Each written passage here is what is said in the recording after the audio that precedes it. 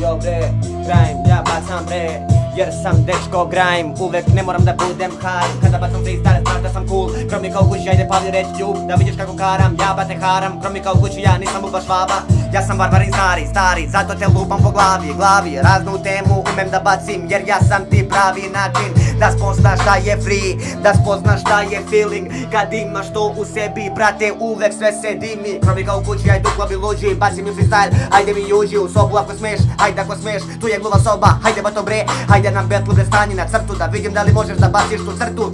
Koks uvek u crtu, doknem brate, smrvim tu mrvu, jer mogu da bacim taj free, jer mogu da srokam taj stil. Kromi kao kući, trip tribe, slušao sam uvek Tripoli strajk. The fuck up, yo, ja sam crnja, 24/7, ja sam prošao brdo trnja. Ja sam crnja, vozim kola koja gruvam, nemoj sa mnom da se kurčiš, jer znaš da sam gangsta. Meni nije gangsta pesma, ali je svaka gangsta sestra.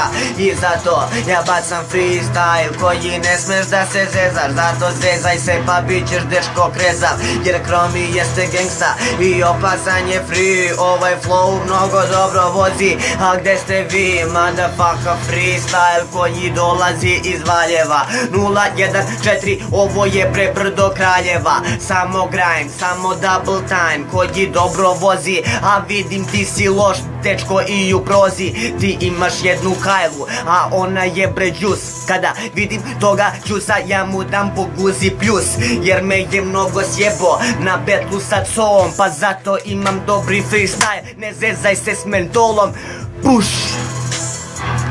Freestyle, ser Kromi, Prijava, motherfucker. Žao mi je što dolazim